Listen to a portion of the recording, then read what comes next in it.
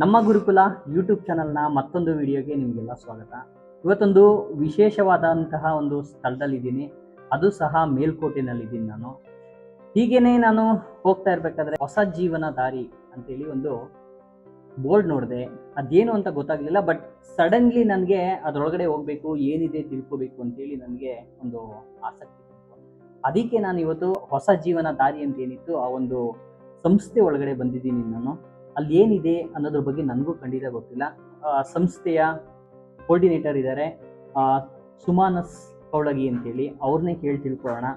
Sir ನಮಸ್ತೆ. ನಮಸ್ಕಾರ. ಏನಿದು ಹೊಸ ಜೀವನ ದಾರಿ ಬೋರ್ಡ್ ಹಾಕಿದ್ದೀರಾ?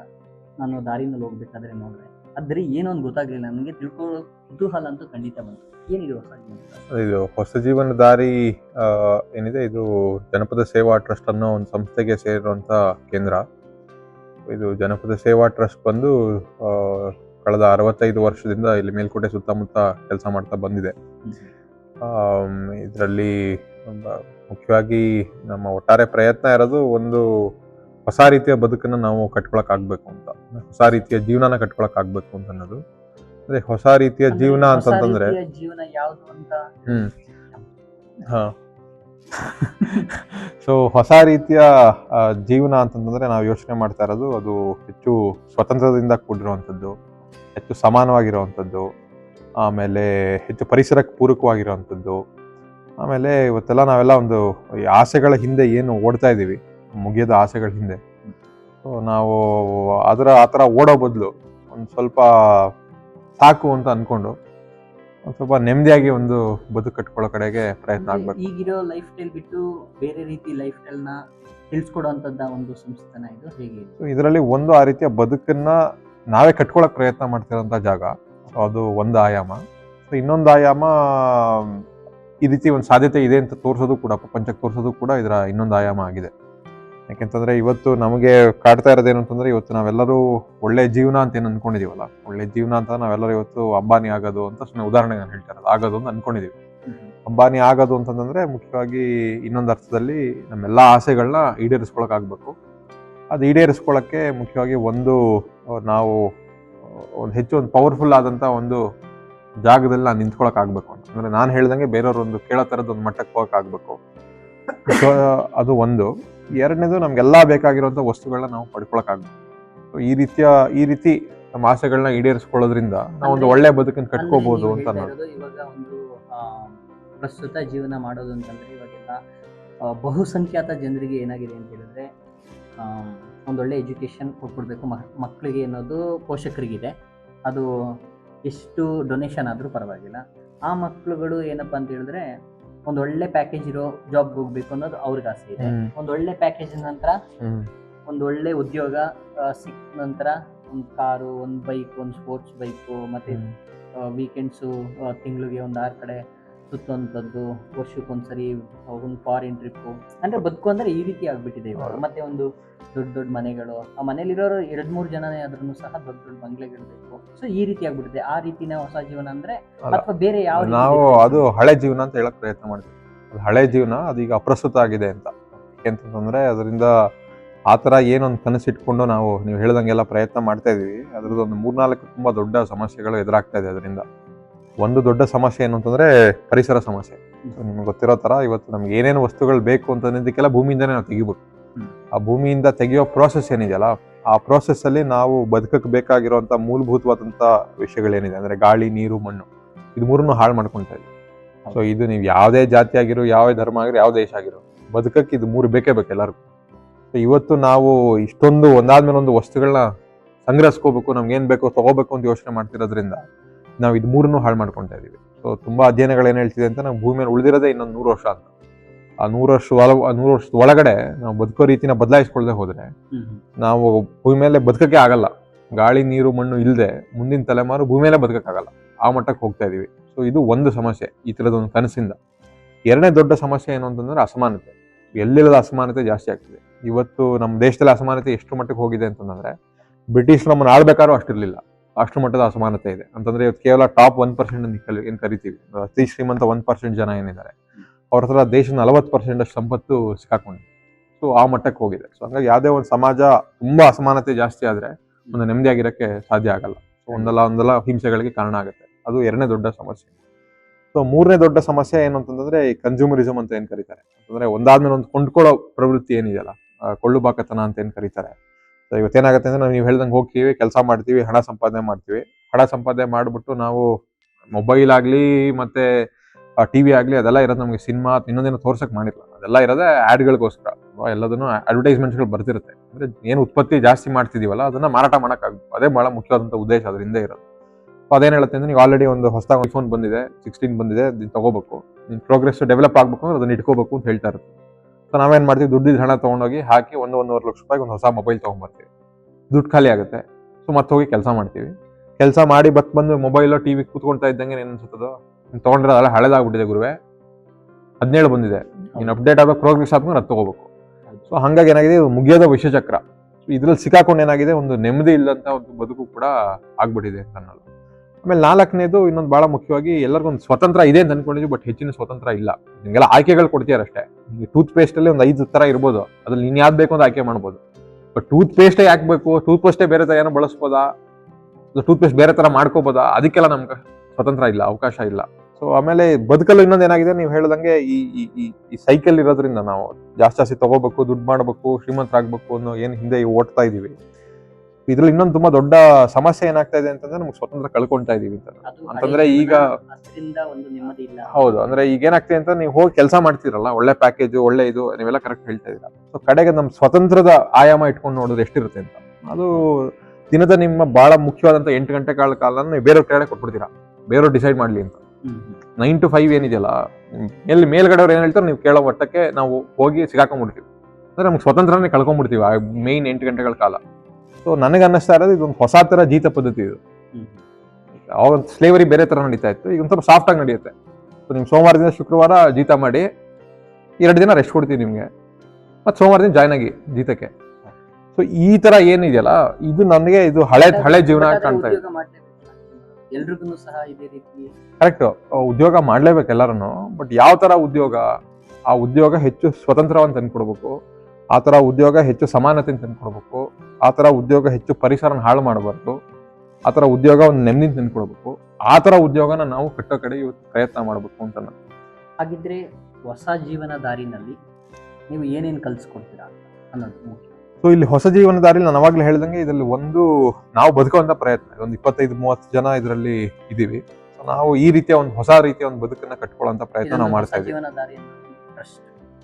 ಇದು ಜನಪದ ಸೇವಾ ಟ್ರಸ್ಟ್ ಸೇರಿರುವಂತ ಜಾಗ, ಹೊಸ ಜೀವನ ದಾರಿಯ ಜಾಗ. ಬಟ್ ಇಲ್ಲಿ ನಾವು ಕಟ್ಟಕ್ ಹೊರಟಿರೋದು ಬಿಲ್ಡಿಂಗ್ ಅಲ್ಲ, ಕಟ್ಟಕ್ ಹೊರಟಿರೋದು ಜಾಗನಲ್ಲ, ಕಟ್ಟಕ್ ಹೊರಟಿರೋದು ಬದುಕನ್ನ.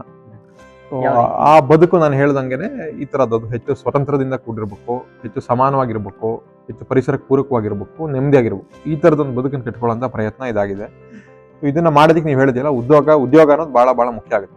ಯಾಕಂತಂದ್ರೆ ನಾವೆಲ್ಲಾ ಬದುಕಿನ ಎಲ್ಲಾ ವಿಷಯಗಳು ಹೊಟ್ಟೆ ತುಂಬಿದ ಮೇಲೆ ಬರೋದು. ಸೊ ಹೊಟ್ಟೆ ತುಂಬಿಲ್ಲ ಅಂತಂದ್ರೆ ಮಿಕ್ಕಿದೇನು ನಾವು ಯೋಚನೆ ಮಾಡೋಕ್ಕಾಗಲ್ಲ, ಏನೂ ಮಾಡೋಕ್ಕಾಗಲ್ಲ. ಸೊ ಹಾಗಾಗಿ ಆ ಉದ್ಯೋಗ ಅನ್ನೋದನ್ನ ಬಹಳ ಸೆಂಟರ್ಡ್ ಆಗಿಟ್ಟು ಅದ್ರ ಸುತ್ತ ಮಿಕ್ಕಿದೆಲ್ಲದನ್ನು ಒಂದು ಬದುಕು ಕಟ್ಕೊಳ್ಳುವಂತ ಪ್ರಯತ್ನ ನಾವಿಲ್ಲಿ ಮಾಡ್ತಾ ಇದೀವಿ. ಸೊ ಅದರ ಭಾಗವಾಗಿ ನಾವಿಲ್ಲಿ ಯೋಚನೆ ಮಾಡ್ತಿರೋ ಉದ್ಯೋಗಗಳೆಲ್ಲವೂ ಕೂಡ ಇವತ್ತು ಶ್ರಮ ಆಧಾರಿತವಾಗಿರುವಂತ ಕೆಲಸಗಳು. ಶ್ರಮ ಅಂತಂದ್ರೆ ಫಿಸಿಕಲ್ ಲೇಬರ್ ಅಂತ ಏನ್ ಕರಿತೀವಲ್ಲ ಅದು. ಸೊ ಅದಕ್ಕೂ ನಾವು ಬಹಳ ಮುಖ್ಯವಾದ ಕಾರಣ ಇದೆ, ಯಾಕೆ ನಾವು ಶ್ರಮ ಸುತ್ತ ಇರುವಂತ ಕೆಲಸಗಳು ಇಟ್ಕೊಂಡಿದೀವಿ ಅಂತ. ಈಗ ಉದಾಹರಣೆಗೆ ನಮ್ಮಲ್ಲಿ ಕೆಲಸ ಅಂತಂದ್ರೆ ಕೈಮಗ್ಗ ಇದೆ, ಎತ್ತಿನ ಗಾಣ ಇದೆ. ಜೀವನದ ಒಂದು ಶೈಲಿನ ಹೇಳ್ಕೊಳ್ಳೋದ್ರ ಜೊತೆಗೆ ಉದ್ಯೋಗನೂ ಸಹ ಇಲ್ಲಿದೆ. ಜೀವನದ ಭಾಗನೇ ಉದ್ಯೋಗ. ನಾವ್ ಎರಡು ಬೇರೆ ನೋಡ್ತಿದೀವಲ್ಲ ಇವತ್ತು, ಸೋಷಿಯಲ್ ಲೈಫ್ ಬೇರೆ, ಕೆಲಸ ವರ್ಕ್ ಲೈಫ್ ಬೇರೆ ಅಂತ. ಅದೇ ದೊಡ್ಡ ಸಮಸ್ಯೆ. ಸೊ ಅದು ಬಂದಿರೋದು ಕೂಡ ಆ ತರದೊಂದು ಇವತ್ತು ನಮ್ಮ ಸಮಯದ ಮತ್ತೆ ಟೈಮ್ ಅಂಡ್ ಸ್ಪೇಸ್ ಅಂತ ಏನ್ ಕರಿತೀವಲ್ಲ, ಅದ್ರ ಅಂಡರ್ಸ್ಟ್ಯಾಂಡಿಂಗ್ ಕೂಡ ಬಂದಿರೋದು ಅದಕ್ಕೊಂದು 200 ವರ್ಷದ ಇತಿಹಾಸ ಇದೆ. ಸೊ ಯಾವಾಗ ಮೊದಲನೇ ಸಲ ದೊಡ್ಡ ಫ್ಯಾಕ್ಟ್ರಿಗಳು ಬರಕ್ ಶುರು ಆಯ್ತು ಇಂಗ್ಲೆಂಡ್ ಅಲ್ಲಿ, ಯುರೋಪ್ ಅಲ್ಲಿ, ಅವಾಗ ಇದೆರಡು ಬೇರೆ ಒಂದು ಕೆಲಸ ಅನ್ನೋದು ಬೇರೆ, ಒಂದು ನನ್ನ ಬದುಕು ಅನ್ನೋದು ಬೇರೆ ಅಂತ ಅನ್ಸಕ್ ಶುರು ಆಗಿದ್ದು ಅವಾಗ. ಸೊ ಬಟ್ ನಮ್ಮಲ್ಲೆಲ್ಲ ಮುಂಚೆ ಎಲ್ಲ ಇದ್ದಿದ್ದು ನೋಡಿ, ಉದ್ಯೋಗಗಳು ಎರಡು ಭಾಗನೇ ಆಗಿತ್ತು. ನೀವು ಕೃಷಿ ಮಾಡ್ತಾ ಇದ್ರೆ ಅದು ಬದುಕು ಕೂಡ ಆಗ್ಬಿಟ್ಟಿತ್ತು, ನೇಗೆ ಮಾಡ್ತೀನಿ ಅದು ಕೂಡ ಬದುಕಾಗ್ಬಿಟ್ಟಿತ್ತು, ಮನೇಲೆ ಮಾಡ್ತಾ ಇದ್ರಿ ಅದೇ ಬದುಕಾಗಿತ್ತು. ಅಲ್ಲಿ ಏನೋ ಬೇರೆ ಒಂದಕ್ಕೆ ವರ್ಕ್ ಲೈಫ್ ಬೇರೆ, ಸೋಷಿಯಲ್ ಲೈಫ್ ಬೇರೆ ಅಂತ ಇರ್ಲಿಲ್ಲ. ಅದು ಹುಟ್ಕೊಂಡಿದ್ದೆ ಒಂದು 200 ವರ್ಷದ ಹಿಂದೆ. ಸೊ ಹಂಗಾಗಿ ಇಲ್ಲಿ ಆತರ, ಹಂಗಾಗಿ ನಾವು ಅದನ್ನ ಮುರಿಯುವಂತ ಪ್ರಯತ್ನ ಇಲ್ಲಿ ಮಾಡ್ತಾರೆ. ಸೊ ಇಲ್ಲಿ ಬದುಕೇ ಇದು, ಉದ್ಯೋಗನೂ ಕೂಡ ಬದುಕಿನ ಒಂದು ಭಾಗ ಅಷ್ಟೇ. ಹಂಗಾಗಿ ಅದೆರಡು ಬೇರೆ ಆಗಿ ನೋಡ್ತಾ ಇಲ್ಲ. ಸೊ ಇಲ್ಲಿ ನಾನು ಅವಾಗಲೇ ಹೇಳ್ದಂಗೆ, ಇಲ್ಲಿ ನಾವು ಬೇರೆ ಅದೇನು ಹೇಳಕ್ ಹೊರಟಿದ್ನಲ್ಲ, ನಾವಿಲ್ಲಿ ಕೈಮಗ್ಗ ಮಾಡ್ತಾ ಇದೀವಿ, ಸಾವಯವ ಕೃಷಿ ಮಾಡ್ತಾ ಇದೀವಿ, ಜೇನು ಸಾಕಾಣಿಕೆ ಮಾಡ್ತಾ ಇದೀವಿ, ಆಮೇಲೆ ನೈಸರ್ಗಿಕ ಬಣ್ಣಗಾರಿಕೆ ಮಾಡ್ತಾ ಇದ್ದೀವಿ, ಎತ್ತಿನ ಗಾಣ ನಡೆಸ್ತಾ ಇದ್ದೀವಿ, ಬ್ಲಾಕ್ ಪ್ರಿಂಟಿಂಗ್ ಮಾಡ್ತಾ ಇದ್ದೀವಿ. ಇವೆಲ್ಲದನ್ನು ಕೂಡ ಏನ್ ಮಾಡ್ತಾ ಇದೀವಿ, ನಾನು ಅವಾಗ್ಲೇ ಹೇಳ್ದಂಗೆ ಈ ಉದ್ಯೋಗದ ಮೂಲಕ ನಾವು ಈ ತರದ ಬದುಕು ಕಟ್ಕೊಳಕ್ ನೋಡ್ತಾ ಇದೀವಿ. ಸೊ ಬದುಕು ಕಟ್ಕೊಳ್ಳೋದೇ ಮುಖ್ಯ. ಇದೆಲ್ಲ ಒಂದು ಮಾರ್ಗಗಳಾಗಿ ಅಷ್ಟೇ ನೋಡ್ತಾ ಇದೀವಿ. ಸೊ ನಮ್ಗೆ ಇಲ್ಲಿ ಬಟ್ಟೆ ಮಾಡೋದು ಮುಖ್ಯ ಅಲ್ಲ, ನಮ್ಗೆ ಇಲ್ಲಿ ಎಣ್ಣೆ ತೆಗೆಯೋದು ಮುಖ್ಯ ಅಲ್ಲ, ಅಥವಾ ಜೇನುತುಪ್ಪ ತೆಗೆಯೋದು ಮುಖ್ಯ ಅಲ್ಲ. ಸೊ ನಮ್ಗೆ ಅದ್ರ ಮೂಲಕ ಒಂದು ಬದುಕನ್ನು ಕಟ್ಕೊಳಕ್ಕೆ ಏನ್ ಪ್ರಯತ್ನ ಮಾಡಿದ್ವಿ, ಬದುಕೇ ಮುಖ್ಯ. ಸೊ ಅದನ್ನ ನಾವು ಇಲ್ಲಿ ನೋಡ್ತಾ ಇರೋಂಥದ್ದು. ಸೊ ಹಂಗಾಗಿ ಇಲ್ಲೇನ್ ಮಾಡಿದೀವಿ ಅಂತಂದ್ರೆ, ಇಲ್ಲಿ ನಮ್ಮಲ್ಲಿ ಒಂದು 25-30 ಜನ ಬೇರೆ ಬೇರೆ ಜಾತಿಯವರು, ಬೇರೆ ಬೇರೆ ಲಿಂಗದವರು ಎಲ್ಲರೂ ಇದ್ದಾರೆ. ಸೊ ಇದ್ರಲ್ಲಿ ಎಲ್ಲರಲ್ಲೂ ಏನ್ ಮಾಡಿದೀವಿ ಅಂತಂದ್ರೆ, ಎಲ್ಲರೂ ಓನರ್ಗಳು, ಎಲ್ಲರೂ ಕೆಲಸಗಾರರು, ಆ ತರದೊಂದು ವ್ಯವಸ್ಥೆ ಮಾಡಿದೀವಿ. ಅಂತಂದ್ರೆ ಈಗ ಎಲ್ಲಾ ಕಡೆ ಏನಾಗುತ್ತೆ ಅಂದ್ರೆ, ಯಾರೋ ಒಬ್ರು ಓನರ್ ಇರ್ತಾರೆ, ಮಿಕ್ಕವರೆಲ್ಲ ಕೂಲಿ ಕೆಲಸ ಮಾಡ್ತಿರ್ತಾರೆ ಅಲ್ವಾ. ಸೊ ಹಂಗಾಗಿ ಇದ್ದಾಗ ಏನಾಗುತ್ತೆ ಅಂತಂದ್ರೆ, ಒಂದು ಸ್ವತಂತ್ರ ಇರಲ್ಲ, ಸಮಾನತೆ ಇರಲ್ಲ ಅಲ್ವಾ. ಇಲ್ಲಿ ನಾವು ಅದನ್ನ ಮುರಿಬೇಕು. ಮೇಲ್ಗಡೆ ಇದ್ರು ಕೆಳಗಡೆ ಕೇಳ್ಬೇಕಷ್ಟೇ, ಸಹಜವಾಗಿರೋಂಥ ವ್ಯವಸ್ಥೆ. ಸೊ ಇಲ್ಲಿ ನಾವು ಅದನ್ನ ಮುರಿಬೇಕು ಅಂತ. ಸೊ ನಾವ್ ಯಾಕೆ ಮುರಿಬೇಕು ಅಂತ ಅನ್ಕೊಂತಾ ಇದೀವಿ ಅಂತಂದ್ರೆ, ಇದರಲ್ಲಿ ನಾವು ಇವತ್ತಿನ ಪ್ರಪಂಚ ನಿಂತಿರೋದು ಏನು ಅಂತಂದ್ರೆ, ನನಗೂ ನನ್ನ ಫ್ಯಾಮಿಲಿಯಿಂದ ಆಚೆಗೆ ಬೇರೆ ಯಾವುದೇ ಸಂಬಂಧ ಇಲ್ಲ ಅಂತ ನಾವು ಅನ್ಕೊಂಡ್ಬಿಟ್ಟಿರ್ತೀವಿ. ಹೆಚ್ಚಿನ ಜನ ನಮ್ಮ ಕನ್ಸರ್ನ್ ಇರೋದು ನಮ್ಗೆ, ನಮ್ಮ ಫ್ಯಾಮಿಲಿಗೆ ಅಷ್ಟೇ. ಅದರಿಂದ ಆಚೆಗೆ ನಾವು ಏನು ನಮ್ಗೆ ಸಂಬಂಧಗಳು ಕಾಣಿಸಲ್ಲ ಅಷ್ಟು ಸುಲಭವಾಗಿ. ಸೊ ಹಂಗಾಗಿ ನಾವ್ ಇಲ್ಲೇನು ಯೋಚನೆ ಮಾಡ್ತಾ ಇದೀವಿ, ಅದರಿಂದ ಆಚೆಗೆ ನಮ್ಮ ಸಂಬಂಧಗಳಿದೆ ಅನ್ನೋದು ಆಗಿದೆ. ಬಟ್ ನಾನೇನು ಹೇಳ್ತಿದ್ದೀನಿ ಅಂದ್ರೆ, ಅದರಿಂದ ಆಚೆಗಿರೋ ಸಂಬಂಧಗಳು ನಮಗೆ ಗುರ್ಸ್ಕೊಳಕ್ ಸಾಧ್ಯ ಆಗ್ತಿಲ್ಲ. ಬಟ್ ಆದ್ರೆ ಇವತ್ತು ಸತ್ಯ ಏನು ಅಂತಂದ್ರೆ, ಅದರಿಂದ ಆಚೆಗೆ ತುಂಬಾ ಗಟ್ಟಿಯಾದಂತ ಸಂಬಂಧಗಳು ನಮ್ಗಿದೆ. ನಾವು ಬದುಕಿರೋದಕ್ಕೆ ಅವೆಲ್ಲಗಳು ಕೂಡ ಕಾರಣ ಆಗಿದೆ. ಈಗ ಉದಾಹರಣೆಗೆ ನಾವು ಬದುಕಕ್ಕೆ ಬೇಕಾಗಿರೋ ಆಹಾರ ತಟ್ಟೆ ಮೇಲೆ ಹೆಂಗ್ ಬರ್ತಾ ಇದೆ ಅಂತ ನೀವು ನೋಡ್ತಾ ಹೋದ್ರೆ, ಸೊ ಅದರಿಂದ ಯಾರ್ಯಾರೋ ಕೆಲಸ ಮಾಡಿರ್ತಾರೆ, ಬೇರೆ ಬೇರೆ ಜಾತಿಯವರು, ಬೇರೆ ಬೇರೆ ಧರ್ಮದವರು, ಎಲ್ಲರೂ ಕೆಲಸ ಮಾಡಿರೋದ್ರಿಂದ ನಿಮ್ಗೆ ತಟ್ಟೆ ಮೇಲೆ ಊಟ ಸಿಗ್ತಿರುತ್ತೆ ಅಲ್ವಾ. ಸೊ ಅಲ್ಲಿ ಏನೊಬ್ಬ ಕಳೆ ಕೀಳೋದ್ರಿಂದ ಹಿಡಿದು, ನಾಟಿ ಮಾಡೋದ್ರಿಂದ ಹಿಡಿದು, ನಿಮ್ ಗಾಡಿ ಪಂಚರ್ ಆದಾಗ ಪಂಚರ್ ಹಾಕೋದ್ರಿಂದ ಹಿಡಿದು ಎಲ್ಲವೂ ಕಾರಣ ಆಗಿರುತ್ತದೆ. ಸೊ ಹಂಗಾಗಿ ಇದೇನ್ ಹೇಳುತ್ತೆ ಅಂತಂದ್ರೆ, ನಿಜವಾದ ಸತ್ಯ ಏನು ಅಂತಂದ್ರೆ, ನಾವು ಬದುಕಿರೋದೇ ಬೇರೆಯವರೆಲ್ಲ ಇರೋದ್ರಿಂದ. ಹಾಗಾಗಿ ಬೇರೆಯವರೆಲ್ಲರೂ ಚೆನ್ನಾಗಿದ್ರಷ್ಟೇ ನಾನು ಚೆನ್ನಾಗಿರಕ್ ಸಾಧ್ಯ. ಸೊ ಹಂಗಾಗಿ ನಾವು ನಮ್ಮ ಕನ್ಸರ್ನ ಫ್ಯಾಮಿಲಿಯಿಂದ ಆಚೆಗೂ ಕೂಡ ನಾವು ಇವತ್ತು ತಗೊಂಡು ಹೋಗ್ಬೇಕಾಗಿದೆ. ಸೊ ಹಂಗಾಗಿ ನಮಗೆ ಸಮಾನತೆ ಅನ್ನೋದು, ಸ್ವತಂತ್ರ ಅನ್ನೋದು ಬಹಳ ಮುಖ್ಯ ಆಗಿದೆ. ಸೊ ನಿಮಗೆ ಹೊರಗಡೆ ಫ್ಯಾಮಿಲಿಯಿಂದ ಆಚೆಗೆ ನಮ್ಗೆ ಏನು ಸಂಬಂಧ ಇಲ್ಲ ಅಂತಿದ್ದಾಗ ನೀವು ಅದೆಲ್ಲ ಯೋಚನೆ ಮಾಡ್ಬೇಕಾಗಿಲ್ಲ. ನನಗೇನ್ ಬೇಕೋ ನಾನು ಪಡ್ಕೊಂತೀನಿ, ಬೇರೆಯವ್ರಿಗೆ ಏನಾದ್ರು ಏನ್ ಪರವಾಗಿಲ್ಲ ಅಂತ ನಾವು ಯೋಚನೆ ಮಾಡ್ತೀವಿ. ಬಟ್ ಇಲ್ಲಿ ಹಂಗಲ್ಲ. ಇಲ್ಲಿ ನಮ್ಗೆ ಬೇರೆ ಸಂಬಂಧ ಏನೋ ನಾವು ಗುರ್ಸ್ಕೊಳಕ್ ಸಾಧ್ಯ ಆಗಿದೆ. ಇಲ್ಲಿ ಬರೀ ಮನುಷ್ಯರ ಜೊತೆಗೆ ಅಷ್ಟೇ ಅಲ್ಲ, ಅದರಿಂದ ಆಚೆಗೂ ಕೂಡ. ಈಗ ಸಣ್ಣೊಂದು ಜೇನು ಹುಳ ಇಲ್ಲ ಅಂತಂದ್ರೆ ಇವತ್ತು ಎಷ್ಟೊಂದು ಪರಾಗಸ್ಪರ್ಶ ಆಗಲ್ಲ. ಪರಾಗಸ್ಪರ್ಶ ಆಗದವ್ರು ನಿಮ್ಗೆ ತಟ್ಟೆ ಮೇಲೆ ಇವತ್ತೊಂದು ಹಣ್ಣು ಸಿಗಲ್ಲ, ಮತ್ತೆ ಇನ್ನೊಂದು ತರಕಾರಿ ಬೆಳೆಯಲ್ಲ. ಸೊ ಹಂಗಾಗಿ ಜೇನು ಹುಳನ ನಾನು ಬದುಕಿರೋದು ಕಾರಣ ಆಗಿದೆ. ಬಟ್ ಅದು ನಮ್ಗೆ ಕಾಣಿಸ್ತಾ ಇರಲ್ಲ ತುಂಬಾ ಸಲ. ಸೊ ಹಂಗಾಗಿ ನಾವೇನ್ ಯೋಚನೆ ಮಾಡ್ತಿದೀವಿ ಅಂದ್ರೆ, ನಾವು ಬದುಕೋದು ಹೆಂಗಿರ್ಬೇಕು ಅಂತಂದ್ರೆ, ಇದೆಲ್ಲದಕ್ಕೂ ಒಳ್ಳೇದ ಮಾಡಕ್ ಆಗ್ಬೇಕು, ಅದನ್ನ ಹಾಳು ಮಾಡಕ್ ಆಗ್ಬೇಕು. ಅದನ್ನ ಹಾಳು ಮಾಡ್ದಂಗೆ ಅದಕ್ಕೂ ಸಹ ಒಳ್ಳೇದ್ ಮಾಡ್ಬೇಕು, ಅದಕ್ಕೂ ಕೊಡ್ಬೇಕು. ಅದೇ ಬದುಕು ಕೊಟ್ರೆ ನಮ್ಗೆ ಬದುಕು ನಡೆಯುತ್ತೆ, ನಮ್ಗೆ ಬದುಕು ನಡೆಯುತ್ತೆ ಅಂತ. ಸೊ ಹಂಗಾಗಿ ನಾವಿಲ್ಲಿ ಏನ್ ಯೋಚನೆ ಮಾಡ್ತಾ ಇದೀವಿ ಅಂತಂದ್ರೆ, ಹಂಗಾಗಿ ಇಲ್ಲಿ ಎಲ್ಲರೂ ಓನರ್ಗಳು, ಎಲ್ಲರೂ ಕೆಲಸಗಾರ, ಒಬ್ರು ಮೇಲೆ ಯಾರೊಬ್ರು ಕೆಳಗಡೆ ಅಂತ, ಎಲ್ಲರೂ ಅಷ್ಟೇ ಸಮಾನರಾಗಿರೋದ್ರಿಂದ ಒಂದು ಸಮಾನವಾದಂತ ಒಂದು ವ್ಯವಸ್ಥೆ ಬೇಕು ಅಂತ. ಹಂಗಾಗಿ ಇದರಲ್ಲಿ ಎಲ್ಲರೂ ಕೂಡ ಹಣ ತೊಡಗಿಸಿದ್ದಾರೆ.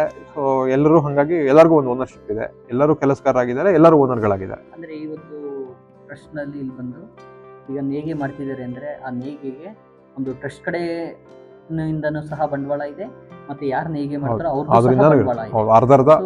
ಅರ್ಧ ಈಕ್ವಲ್ ಪಾರ್ಟ್ನರ್ಶಿಪ್ಸ್ ಇದೆ ಇದರಲ್ಲಿ. ಪಾರ್ಟ್ನರ್ಶಿಪ್ ಈಕ್ವಲ್ ಟು ಆಲ್ ಅಂತ. ಹೌದು ಹಂಗಿದೆ. ಉದ್ಯೋಗ ಮಾಡೋದು ಅವ್ರದ್ದು ಪಾರ್ಟ್ನರ್ಶಿಪ್, ಅವರೇ ಆಗಿರ್ತಾರೆ. ಆಮೇಲೆ ಇನ್ನೊಂದೇನು ಅಂತಂದ್ರೆ, ಇಲ್ಲಿ ಎಲ್ಲರೂ ಓನರ್ಗಳಾಗಿರೋದ್ರಿಂದ ಎಲ್ಲಾ ನಿರ್ಧಾರಗಳಲ್ಲಿ ಎಲ್ಲರೂ ಪಾರ್ಟಿಸಿಪೇಟ್ ಮಾಡ್ತಾರೆ. ಎಲ್ಲರೂ ಒಂದು ತಿಂಗಳಿಗೆ ಒಂದ್ಸಲ ಸಭೆ ಸೇರಿ ಎಲ್ಲರೂ ಒಟ್ಟಿಗೆ 20-25 ಜನ ಕೂತ್ಕೊಂಡು ಏನಾಗ್ಬೇಕು ಅಂತ ತೀರ್ಮಾನ ಮಾಡ್ತೀವಿ. ಆಮೇಲೆ ಈ ತೀರ್ಮಾನಗಳು ಕೂಡ ಯಾರೋ ಒಬ್ರು ಹೇಳ್ತಾರೆ, ಮಿಕ್ಕವ್ರು ಕೇಳ್ಬೇಕು ಅಂತ ಎಲ್ಲರೂ ಕೂತ್ಕೊಂಡು ಒಮ್ಮತದ ಮೇಲೆ ನಿರ್ಧಾರ ಆಗುತ್ತೆ. ಮೆಜಾರಿಟಿ ಮೇಲೆ ನಡೆಯಲ್ಲ. ದೊಡ್ಡ ಮೆಜಾರಿಟಿ ಮೇಲೆ ನಡೀತಾ ಇರೋದು ದೊಡ್ಡ ಸಮಸ್ಯೆ ಇವತ್ತು. ಮೆಜಾರಿಟಿ ತುಂಬಾ ಸಲ ಎಲ್ಲ ಸರಿ ಇದ್ಬಿಟ್ಟಿರ್ತೀವಿ, ನಿಂತ್ಕೊಂಡ್ಬಿಟ್ಟಿರ್ತೀವಿ. ಹಂಗಿರಲ್ಲ. ಸೊ ಇದ್ರಲ್ಲಿ ಎಲ್ಲರೂ ಬೇಕಾಗಿರೋದ್ರಿಂದ, ಎಲ್ಲರೂ ಒಂದಕ್ಕೊಂದು ಸಂಬಂಧ ಇರೋದ್ರಿಂದ ಎಲ್ಲರೂ ನಿರ್ಧಾರಗಳಲ್ಲಿ ಭಾಗಿಯಾಗಬೇಕು, ಒಟ್ಟಿಗೆ ತೀರ್ಮಾನ ಮಾಡಕ್ ಆಗ್ಬೇಕು. ಸೊ ಹಂಗಾಗಿ ಎಲ್ಲದನ್ನು ಒಮ್ಮತದ ಮೇಲೆ ನಾವು ಇಲ್ಲಿ ನಿರ್ಧಾರಗಳನ್ನ ಮಾಡ್ತೀವಿ. ಸೊ ಹಂಗಾಗಿ ಪ್ರತಿಯೊಬ್ಬರಿಗೂ ಅವ್ರ ಜೀವನದ ಮೇಲೆ ಒಂದು ಹಿಡಿತಾ ಇದ್ದಂಗೆ ಇರುತ್ತೆ. ಯಾಕಂದ್ರೆ ಅವರು ಸೇರ್ಕೊಂಡಿರ್ತಾರೆ ಡಿಸಿಷನ್ ಮೇಕಿಂಗ್ ಪ್ರಾಸೆಸ್ ಅಲ್ಲಿ. ಸೊ ಅದನ್ನ ಮಾಡಕ್ಕಾಗಿದೆ. ಆಮೇಲೆ ಎಲ್ಲರಿಗೂ ಫೈನಾನ್ಷಿಯಲ್ ಟ್ರಾನ್ಸ್ಪರೆನ್ಸಿ ತುಂಬಾ ತಂದಿದ್ವಿ, ಹಣಕಾಸು ವ್ಯವಹಾರ ಎಲ್ಲರಿಗೂ ಗೊತ್ತಿರೋ ತರ ಮಾಡಿದ್ವಿ. ಆಮೇಲೆ ಇಲ್ಲೆಲ್ಲ ನಾನು ಅವಾಗಲೇ ಹೇಳ್ದಂಗೆ ಒಂದು ಸಾಕು ಅನ್ನೋದನ್ನ ಹೇಳೋ ಪ್ರಯತ್ನ ಮಾಡ್ತೀವಿ. ಅಂದ್ರೆ ನಮ್ಗೆ ಒಂದಿಷ್ಟು ಉತ್ಪತ್ತಿ ಮಾಡಾದ್ಮೇಲೆ ನಮ್ಗೆ ಬದುಕಕ್ಕೆ ಎಷ್ಟು ಬೇಕೋ ಅಷ್ಟು ಹಣ ನಮ್ಮಲ್ಲಿ ಅನ್ಕೊಂತಾ ಇರೋದು, ನಮ್ಮ ಜಾಗದಲ್ಲಿ ಒಂದು 15,000-20,000 ರೂಪಾಯಿ ಒಬ್ಬ ವ್ಯಕ್ತಿಗೆ ಬರಬೇಕು ಅಂತಿದೆ ತಿಂಗಳಿಗೆ. ಅಷ್ಟು ಹಣ ಬಂದ ಮೇಲೆ ಅದಕ್ಕಿಂತ ಜಾಸ್ತಿ ಉತ್ಪತ್ತಿ ಮಾಡೋದು ಬೇಡ ಅಂತ, ಅದಕ್ಕಿಂತ ಜಾಸ್ತಿ ಹಣ ಬೇಡ ಅಂತ ಯೋಚನೆ ಮಾಡ್ತಾ ಇದೀನಿ. ಸಾಕು ಅಂತ. ಎಲ್ಲರೂ ಸಹ ನಂಗೆ ಇನ್ನೂ ಬೇಕು ಅಂತ ಇರ್ತೀವಲ್ಲ, ಸಾಕು ಅಂತ.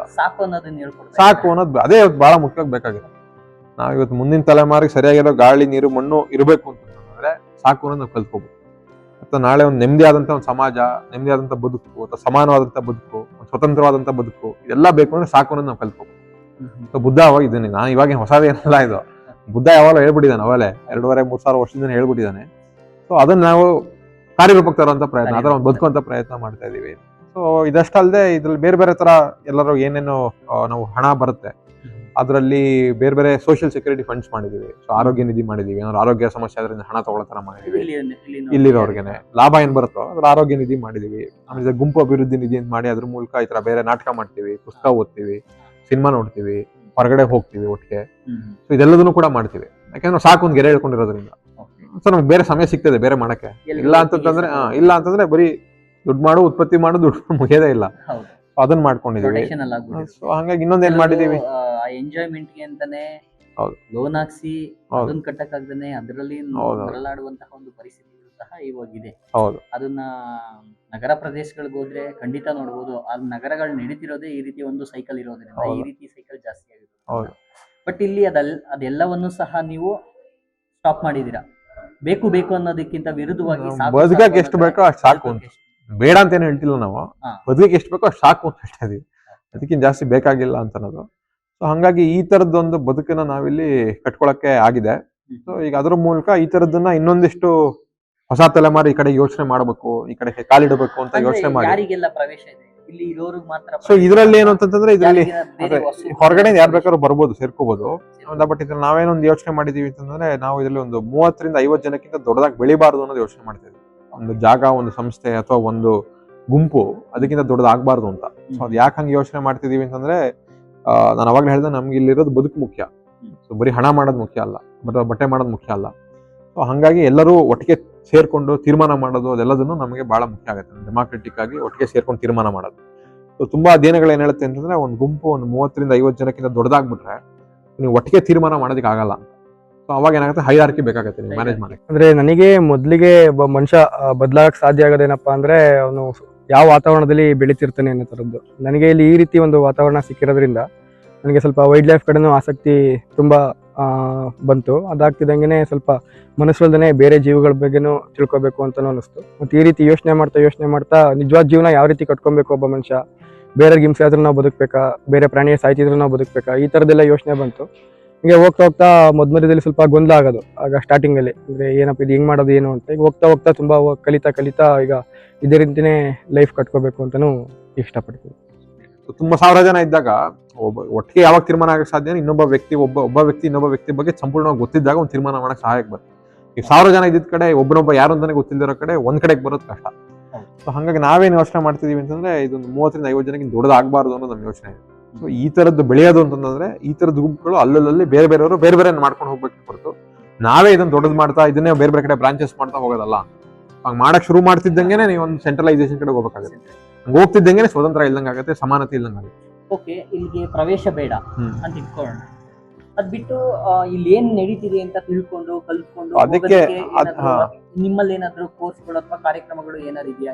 ಅದೇ ಆ ಕಡೆಗೆ ತುಂಬಾ ಇಲ್ಲಿ ಅವಕಾಶ ಇದೆ. ಯಾವ ಬೇಕಾದ್ರೂ ಬರ್ಬೋದು, ನೋಡ್ಬೋದು. ಬೇರೆ ಬೇರೆ ಶಿಬಿರಗಳಾಗ್ತಿರುತ್ತೆ, 3 ದಿನ ಶಿಬಿರಗಳು ಬಂದು ಇಲ್ಲಿ ಇರ್ಬೋದು, ತಿಳ್ಕೊಬಹುದು. ಅದೆಲ್ಲ ಅದೇ ಈ ತರದ ಹೊಸ ಬದುಕಿಗೆ ಸಂಬಂಧಪಟ್ಟಂಗೆ ಸಾಕಷ್ಟು ಶಿಬಿರಗಳಾಗ್ತಿರುತ್ತೆ. ಇಲ್ಲಿ ಕಲಿಕೆ ಅಂದ್ರೆ ನಮ್ಗೆ ಈಗ ಬೇರೆ ಬೇರೆ ತರ ಅವರು ಹೇಳ್ಕೊಡೋ ರೀತಿ ಇರ್ಬೋದು, ಮತ್ತೆ ನಾವು ಅದನ್ನ ಯಾಕೆ ಕಲಿಬೇಕು ಅನ್ನೋ ಒಂದು ಪ್ರಶ್ನೆನ ನಾವೇ ಕೇಳ್ಕೊಂಡು ಅದನ್ನ ಕಲಿಯಕ್ಕೆ ಶುರು ಮಾಡ್ತಿರೋದು. ಆ ರೀತಿ ಒಂದು ಕಲಿಸ್ತಾ ಇರೋದು ನಮಗೆ ತುಂಬಾ ಇಷ್ಟ ಆಗಿ, ಮತ್ತೆ ಅದು ನಮ್ಮ ಜೀವನಕ್ಕೆ ಮುಖ್ಯ ಆಗಿರೋದು. ಅದನ್ನ ಕಲಿಸ್ತಾ ಇರೋದ್ರಿಂದ ನನಗೆ ಇಲ್ಲಿ ಕಲಿಕೆ ವಿಶೇಷವಾಗಿ ಕಾಣಿಸ್ತಿದೆ, ಮತ್ತೆ ಇದು ಇಷ್ಟ ಆಗಿದೆ. ಅದನ್ನ ತಿಳ್ಕೊಳ್ಳೋದು, ಮಾಡೋದಕ್ಕೆ ಅವಕಾಶ ಇರುತ್ತೆ ಅದ್ರ ಮೂಲಕ. ಇಲ್ಲ ನೀವು ಹೇಳ್ದಂಗೆ ಹಿಂಗೆ ಬಂದು 1-2 ಗಂಟೆ ಕಾಲ ಇದ್ದು ಹೋಗೋ ತರದ್ದು ಸಾಧ್ಯತೆಗಳಿದೆ. ಇದಲ್ಲದೆ ಈ ತರದ ಒಂದು ಬದುಕಡೆಗೆ ಹೊಸ ತಲೆಮಾರನ್ನ ಕರ್ಕೊಂಡು ಹೋಗಕ್ಕೆ ಅಂತಾನೆ ನಾವು ಜೀವನ ಶಾಲೆ ಅಂತ ಹೇಳಿ ಹೊಸ 2 ವರ್ಷದ ಒಂದು ಕೋರ್ಸ್ ಕೂಡ ಮಾಡಿದೀವಿ, ಜೀವನ ಶಾಲೆ ಅಂತ. ಸೊ ಇದು ಮುಖ್ಯವಾಗಿ ಇವತ್ತಿನ ಏನು ನಮ್ಮ ಶಿಕ್ಷಣ ಇದೆ ಅದರದಲ್ಲಿ ದೊಡ್ಡ ಮಿತಿಗಳಿದೆ, ನಾವು ಅದನ್ನ ಗುರುತಿಸ್ಕೋಬೇಕಾಗಿದೆ ಅಂತ. ಯಾಕೆಂತಂದ್ರೆ ತುಂಬಾ ಸಲ ನಾವು ಕೇಳ್ಕೊಂಡಿರಲ್ಲ ಪ್ರಶ್ನೆ. ಇವತ್ತಿನ ಶಿಕ್ಷಣ ಅಂದ್ಕೊಂಡು ಎಲ್ಲ ಮಾತಾಡ್ತಿದೀವಿ, ಬಟ್ ಹೊಸ ಶಿಕ್ಷಣ ಹೆಂಗ್ ಉಟ್ಕೊಂತು, ಎಲ್ಲಿ ಯಾವ ಕಾರಣಕ್ಕೆ ನಡೀತಾ ಇದೆ, ಇದನ್ನ ಕೇಳ್ಕೊಳ್ಳೋದು ಬಹಳ ಮುಖ್ಯ ಅಂತ. ಇವತ್ತು ನಮ್ಮ ಮಾಡರ್ನ್ ಎಜುಕೇಶನ್ ಅಂತ ಕರಿತೀವಿ, ಸ್ಕೂಲು ಕಾಲೇಜ್ಗಳೇನಿದೆ, ಇದಕ್ಕೆಲ್ಲದಕ್ಕೂ ಒಂದು 200 ವರ್ಷದ ಇತಿಹಾಸ ಇದೆ ಅಷ್ಟೇ. ಮುಖ್ಯವಾಗಿ ಅದು 200 ವರ್ಷದಿಂದ ಯಾವಾಗ ನಾನು ಅವಾಗಲೇ ಹೇಳ್ದಂಗೆ ಯುರೋಪ್ ಅಲ್ಲೆಲ್ಲ ಮೊದಲನೇ ಸಲ ಫ್ಯಾಕ್ಟ್ರಿಗಳು ಬರಕ್ ಶುರು ಆಯ್ತು. ಫ್ಯಾಕ್ಟ್ರಿಗೆ ಕೆಲಸಗಾರ ಬೇಕಾಗಿರ್ತಾರೆ. ಸೊ ಆ ಕೆಲಸಗಾರನ ಹುಟ್ಟಾಕಕ್ಕೆ ಅದಕ್ಕೊಂದು ಫ್ಯಾಕ್ಟ್ರಿ ಶುರು ಮಾಡಿ ಸ್ಕೂಲ್ ಶುರು ಆಗುತ್ತೆ. ಯಾಕಂದ್ರೆ ಬೇರೆ ಹೆಂಗೆ ರಾ ಮೆಟೀರಿಯಲ್ ಬರುತ್ತೋ ಕೆಲಸ ಮಾಡೋದಕ್ಕೆ ರಾ ಮೆಟೀರಿಯಲ್ ಸ್ಕೂಲಿಂದ ಬರುತ್ತೆ, ಕೆಲಸ ಮಾಡೋರು.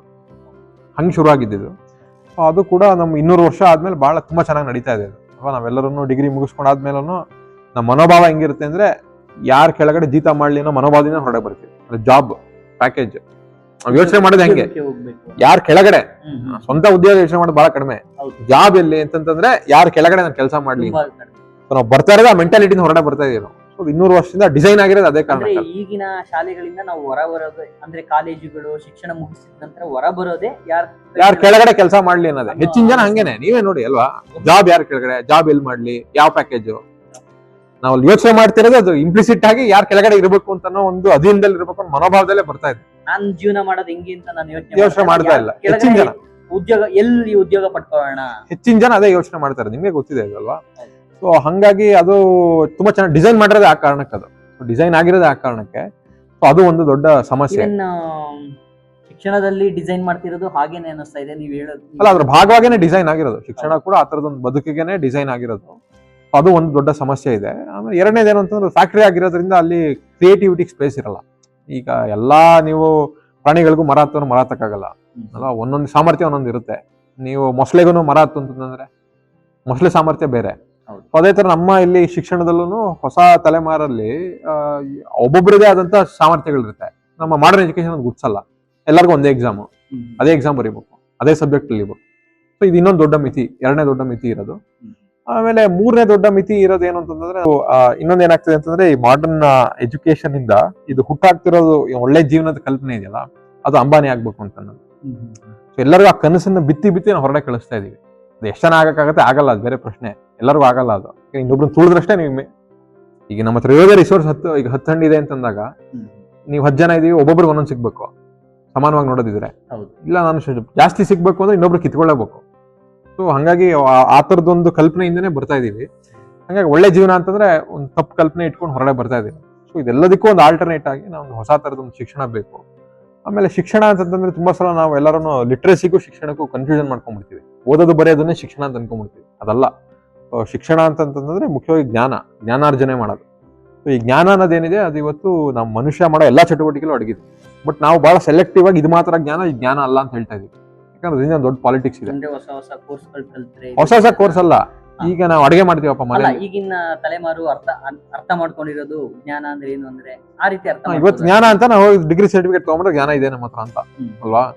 ಬಟ್ ಆದ್ರೆ ನಿಜವಾಗಿ ನೋಡಿದ್ರೆ ಜ್ಞಾನ ಅನ್ನೋದು ಬೇರೆ ಬೇರೆ ತರ ಜಾಗದಲ್ಲಿ ಇದೆ, ಬೇರೆ ಬೇರೆ ತರ ರೂಪದಲ್ಲಿ ಇದೆ. ಈಗ ಉದಾಹರಣೆಗೆ ನಾವು 100 ವರ್ಷದಿಂದ ನಮ್ಮ ಮನೇಲಿ ಅಡಿಗೆ ಮಾಡ್ಕೊಂಡ್ ಬರ್ತಿದಾರಪ್ಪ, 1000 ವರ್ಷದಿಂದ ಮಾಡ್ಕೊಂಡ್ ಬಂದಿದ್ದಾರೆ. ಬಟ್ ಇವತ್ತು ನಾವು ಯಾವ ಮಟ್ಟಕ್ಕೆ ಹೋಗ್ಬಿಟ್ಟಿದೀವಿ ಅಂತಂದ್ರೆ, ನಿಮ್ ಫುಡ್ ಸೈನ್ಸ್ ಅಲ್ಲಿ ಸರ್ಟಿಫಿಕೇಟ್ ಇಲ್ಲ ಅಂತ ನೀವು ಆಹಾರದ ಬಗ್ಗೆ ಮಾತಾಡೋ ಹಕ್ಕಿಲ್ಲ ನಿಮ್ಗೆ. ನಮ್ಮ ರೈತರು 1000 ವರ್ಷದಿಂದ ಕೃಷಿ ಮಾಡ್ಕೊಂಡ್ ಬಂದಿದ್ದಾರೆ. ಬಟ್ ಅವ್ರ ಹತ್ರ ಅಗ್ರಿಕಲ್ಚರಲ್ ಸರ್ಟಿಫಿಕೇಟ್ ಇಲ್ಲ ಅಂತ, ಅಗ್ರಿಕಲ್ಚರ್ ಸೈನ್ಸ್ ಸರ್ಟಿಫಿಕೇಟ್ ಇಲ್ಲ ಅಂತಂದ್ರೆ ಕೃಷಿ ಬಗ್ಗೆ ಮಾತಾಡಂಗಿಲ್ಲ, ನಿನ್ಗೇನೋ ಗೊತ್ತಿಲ್ಲ ಅಂತ ಮಾಡ್ಬಿಟ್ಟಿದೀವಿ. ಸೊ ಹಂಗಾಗಿ ಇದು ದೊಡ್ಡ ಸಮಸ್ಯೆ ಇದೆ. ನಾಲೆಡ್ಜ್ ಪಾಲಿಟಿಕ್ಸ್ ಒಂದಿದೆ. ಹಾಗಾಗಿ ನಾವಿಲ್ಲೇನು ಯೋಚನೆ ಮಾಡ್ತಾ ಇದೀವಿ ಅಂದ್ರೆ, ಹೊಸ ಬದುಕಿಗೆ ಬೇಕಾಗಿರುವಂತ ಹೊಸ ಶಿಕ್ಷಣ, ಇದು ನಾಲೆಡ್ಜ್ ಡೆಮಾಕ್ರಸಿ ಅನ್ನ ಗುರುತಿಸಕ್ ಆಗ್ಬೇಕು. ಅಂದ್ರೆ ಬೇರೆ ಬೇರೆ ತರ ಜ್ಞಾನಗಳು ಬೇರೆ ಬೇರೆ ತರ ಜಾಗದಲ್ಲಿ ಅದೆಲ್ಲ ಅಷ್ಟೇ ಮುಖ್ಯ ಅನ್ನೋದನ್ನ ಗುರುತಿಸಕ್ ಆಗ್ಬೇಕು ಅಂತ ಅನ್ನೋದು ಮೊದಲನೇ ವಿಷಯ.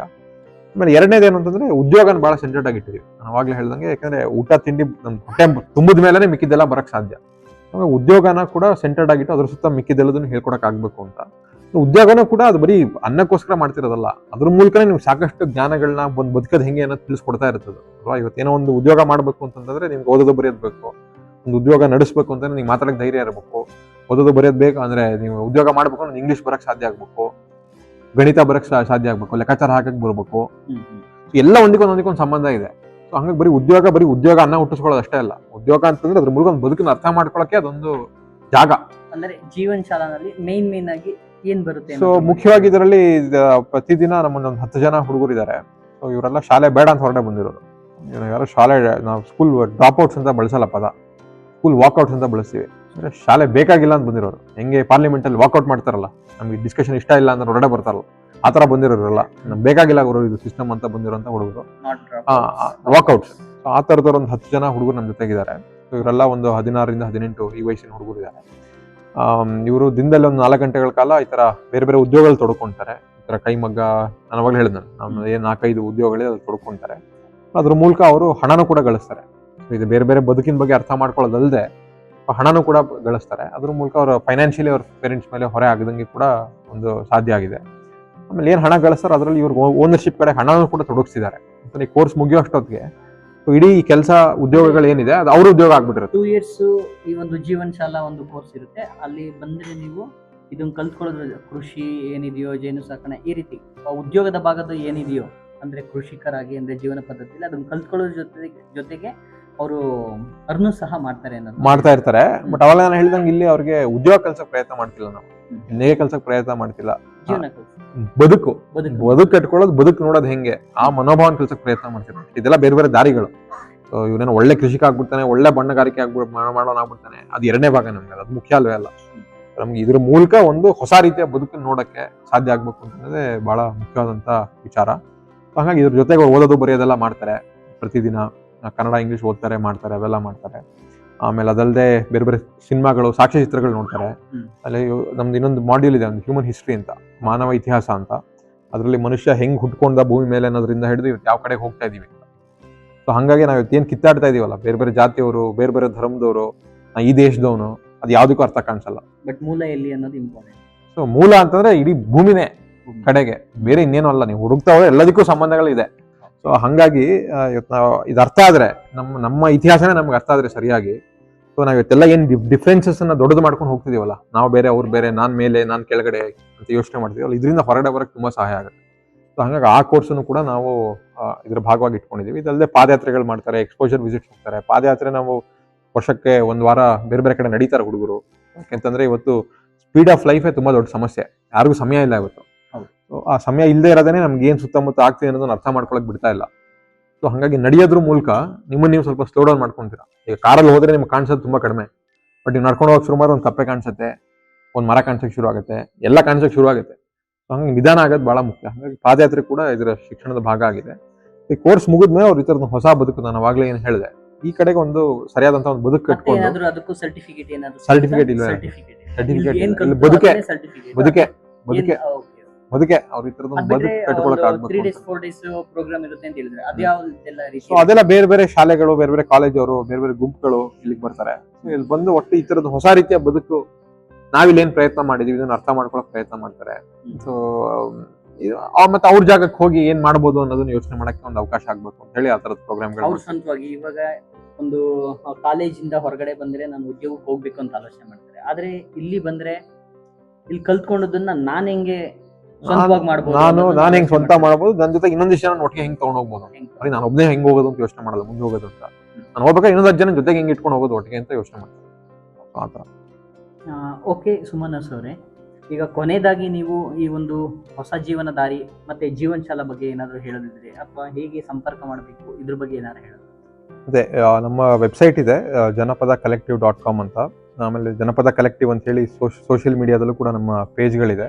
ಸೊ ನೀವು ಅದನ್ನು ಫಾಲೋ ಮಾಡ್ತಾ ಇದ್ರೆ, ಅವುಗಳನ್ನ ನೋಡ್ತಾ ಇದ್ರೆ, ಸೊ ನಿಮ್ಗೆ ಇಲ್ಲಿ ಏನಾಗುತ್ತೆ ಏನು ಅನ್ನೋದು ಗೊತ್ತಾಗ್ತಿರುತ್ತೆ. ಸೊ ನೀವು ಅದ್ರ ಮೂಲಕ ನಮ್ಮನ್ನು ಸಂಪರ್ಕಿಸ್ಬೋದು, ಯಾವಾಗ ಬೇಕಾದ್ರೂ ಬರ್ಬೋದು. ಇಡೀ ವಾರ ಪೂರ್ತಿ ತೆಗೆದಿರುತ್ತೆ.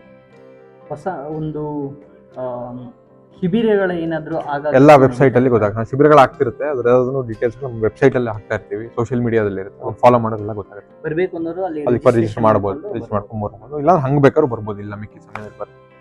ಇಲ್ಲಿ ಒಂದು ಅಡ್ರೆಸ್ ಬಗ್ಗೆ ಹೇಳೋದಾದ್ರೆ, ಅಂದ್ರೆ ಪರ್ಟಿಕ್ಯುಲರ್ ಆಗಿ ಎಲ್ಲಿ ಬರ್ಬೇಕು, ಹೇಗೆ ಬರ್ಬೇಕು? ಅದೇ ಇದು ಮೇಲ್ಕೋಟೆಗೆ ಊರಿಗೆ ಬಂದ್ರೆ, ನಮ್ದು ಎರಡು ಮೇಲ್ಕೋಟೆಯಲ್ಲಿ ಒಂದು ಸೆಂಟರ್ ಇದೆ. ಸೊ ಅದಲ್ಲದೆ ಇದು ಹೊಸ ಜೀವನದಾರಿ ಕೇಂದ್ರ ಮೇಲ್ಕೋಟೆಯಿಂದ ಒಂದು 5 ಕಿಲೋಮೀಟರ್ ದೂರದಲ್ಲಿದೆ. ಇದು ಮೇಲ್ಕೋಟೆ ಚಿನ್ಕುರುಳಿ ರಸ್ತೆಯಲ್ಲಿದೆ. ಸೊ ನಿಮ್ಗೆ ಹೊಸ ಜೀವನದಾರಿ ಅಂತ ಗೂಗಲ್ ಲೊಕೇಶನ್ ಕೂಡ ಇದೆ, ನೀವು ನೋಡೋರು ಇಲ್ಲಿಗೆ ಬರ್ಬೋದು ನೇರ. ಓಕೆ, ಧನ್ಯವಾದಗಳು. Thank you. ಹೊಸ ಜೀವನದಾರಿ ಬಗ್ಗೆ ಮತ್ತೆ ಜೀವನ ಶಾಲಾ ಎನ್ನುವ ಕೋರ್ಸ್ ಬಗ್ಗೆ ತಿಳಿಸ್ಕೊಟ್ಟಿದ್ದಕ್ಕೆ thank you. Thank you, thank you. ನೋಡಿದ್ರಲ್ಲ ವೀಕ್ಷಕರೇ, ನಮ್ಮ ಗುರುಕುಲ ಯೂಟ್ಯೂಬ್ ಚಾನಲ್ನ ಇದು ವಿಶೇಷ ವಿಡಿಯೋ, ಹೊಸ ಜೀವನ ದಾರಿ, ಅದರಲ್ಲೂ ಜೀವನ ಶಾಲಾ ಎನ್ನುವ ಕೋರ್ಸ್ ಬಗ್ಗೆ ನಾನು ಇವತ್ತು ತಿಳಿಸ್ಕೊಟ್ಟೆ. ತುಂಬ ಪರಿಸರದಲ್ಲಿ ಕೂತು ಮಾತನಾಡಿದ್ದು ನನಗೂ ಸಹ ಒಂದು ರೀತಿ ಮನಸ್ಸಿಗೆ ಶಾಂತಿ ಸಿಕ್ತು. ಮತ್ತು ಒಂದು ಹೊಸ ಕಾನ್ಸೆಪ್ಟ್ನಲ್ಲಿ ಏನಿದು ಹೊಸ ಜೀವನ ದಾರಿ ಅಂತ ನೋಡಲಿಕ್ಕೆ ನನಗೇನೆ ಒಂಥರ ಕುತೂಹಲ ಆಯಿತು. ನಿಮಗೂ ಏನಾದರೂ ಅಂತಹ ಆಸಕ್ತಿ ಇದ್ದರೆ ಈ ಕಡೆ ಬಂದಾಗ ಇಲ್ಲಿಗೆ ವಿಸಿಟ್ ಮಾಡಿ ಹೋಗಿ, ಏನು ಅಂತ ತಿಳ್ಕೊಂಡಾದರೂ ಹೋಗಿ. ತುಂಬ ಒಂದು ವಿಶೇಷವಾಗಿ ಜೀವನದ ಬಗ್ಗೆ ಒಂದು ಬೇಕು ಎನ್ನುವುದರ ಹಿಂದೆ ಓಡ್ತಿರೋ ಒಂದು ಜಗತ್ತಿನಲ್ಲಿ ಸಾಕು ಅದರಲ್ಲೂ ಸಹ ಬದುಕಿದೆ, ಅದರದ್ದು ಸಹ ಒಂದು ಸುಂದರವಾದ ಬದುಕಿದೆ ಅನ್ನೋದ್ರ ಬಗ್ಗೆ ಇಷ್ಟೊತ್ತು ಸುಮಾನಸ್ ಕೌಳಗಿಯವರು ನಮ್ಮ ಜೊತೆ ಮಾತನಾಡಿದರು. ಸೊ ಇದಿಷ್ಟು ಹಿಂದಿನ ವಿಡಿಯೋದ ಮಾಹಿತಿ. ಮತ್ತೊಂದು ವಿಡಿಯೋದಲ್ಲಿ ನಾನು ನಿಮ್ಮ ಮುಂದೆ ಬರ್ತೀನಿ. ನೋಡ್ತಾ ಇರಿ ನಮ್ಮ ಗುರುಕುಲ ಯೂಟ್ಯೂಬ್ ಚಾನಲ್. ಇನ್ನೂ ಸಬ್ಸ್ಕ್ರೈಬ್ ಮಾಡಿಲ್ಲ ಅಂದರೆ ಈಗಲೇ ಸಬ್ಸ್ಕ್ರೈಬ್ ಮಾಡಿ ಫಾಲೋ ಮಾಡ್ತಾ ಇರಿ. ನಿಮ್ಮ ಅನಿಸಿಕೆ ಅಭಿಪ್ರಾಯಗಳನ್ನು ಕಮೆಂಟ್ ಮಾಡಲಿಕ್ಕೆ ಮರಿಬೇಡಿ. ಧನ್ಯವಾದಗಳು. ಬಾಯ್ ಬಾಯ್.